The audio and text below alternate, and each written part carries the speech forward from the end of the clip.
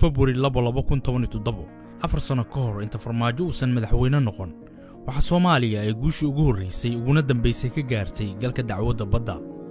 cadaadiska Kenya maanta ku hayso dawladda hadda jirta ee uu madaxweynaha ka yahay farmaajo mid la mid ah ay ku haysay dawladdii Xasan Sheekh balse waxa kala duwan qaabka ay u wajaheen Xasan Sheekh waxa uu kaga dabaashay siyaasad qorshaysan oo diblomaasiyadda ay sal u ahayd farmaajo waxa uu ku wajahay siyaasad qalqalsan oo dhowr jiha leh taasna waxa ka marqaati kacaya taariikhda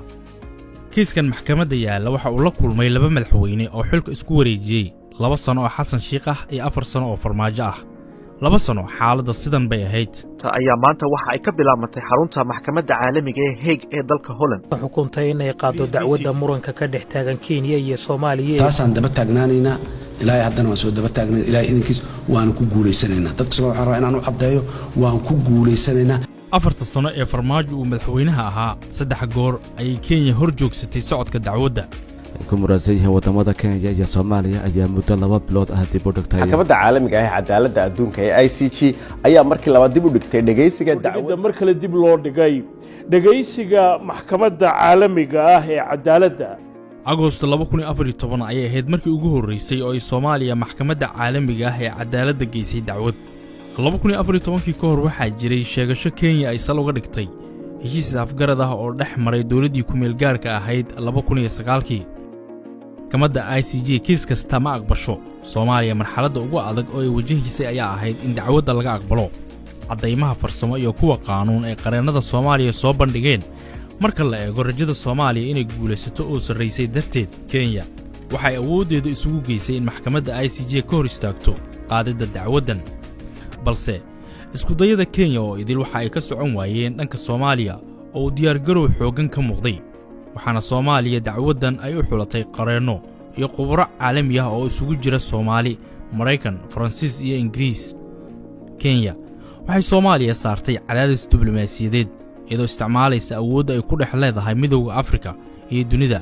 balse siyaasadda arrimaha dibadda ee dawladda Xasan Sheekh oo ku salaysnayd inay dibadda cadow ku yeeran waxa la yiraahdo zero enemy outside ayaa abaabushay in Muqdisho uu ku qabsoomo shirkii golaha wasiirada IGAD waxaana uu qabsoomay January 2015 shirkan ayaa lagu go'aamiyay in madaxda dawladaha IGAD kulan midkan ka weyn ku yeeshaan isla Muqdisho Kenya cadaadiska ma aysan joojin wuxuu u gaaray heer fiisaha iyo socodka dadka Soomaaliyeed ku dhibto dawladda Soomaaliya ayaa falkaas uga jawaabtay joojinta qaadka mirowga ee Soomaaliya yimaada hayeeshee ma gaarin heer safaaradaha la kala qaato September 2016 shir madaxeedkii IGAD ka qabsoomay Muqdisho waxaa ka soo qayb galay Uhuru Kenyatta oo xal u raadinaya ganacsiga qaadka iyo dacwadda badda oo uu cambaareen xoog leh kala kulmayay mucaaradka Kenya magaalada Muqdisho ayaa markii ugu horeysay muddo ka badan 40 sano marti gelisay shir madaxeedka dalalka ku jira urur goboleedka IGAD waxaana xusid mudan iyagoo ay joogaan Muqdisho madaxweyne Xasan Sheekh ra'iisul wasaare Umar Cabdirashiid iyo wasiirka arrimaha dibadda ee bariga Cabdisalaan Hadliye in Uhuru uu soo dhaweeyay Cali Axmed Jaamac Jangeli oo ahaa wasiirka gaadiidka iyo howlaha guud 3 sano kadib March 2019 ayaa madaxweyne farmaajo cabasho ka ah Kenya waxa uu tagay Addis Ababa waxaan halkaas ka soo kaxeeyay Abiy Ahmed oo erge ka ah Soomaaliya farmaajo iyo Abiy ayaa ka kicitamay Addis Ababa diyaaradda gaarka ah ee ra'iisul wasaaraha Ethiopia ayaa madaxweynaha Soomaaliya lagu geeyay Nairobi kulankan warar hordhac ah oo ka soo baxay kuwaas oo ay qoreen jariiradaha ka soo baxa Kenya iyo warbaahinta Soomaaliya ayaa lagu sheegay in heshiisku meel gaar ah la gaaray kaas oo sal looga dhigay Jubbaland in madaxweyne farmaajo gacanta loo geliyo isagana uu dacwadda u la noqdo ama uu aqbalo in dib loo dhigo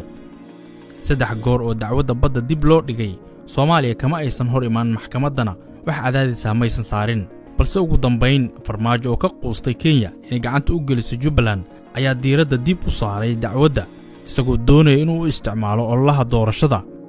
waxaana fashilka dacwadda badda uu sabab uga dhigay in isaga loogu yeero madaxweynihii hore madaxweynaheena hadda jooga oo waqtigiisa dhamaaday sharci kuma fadhiyo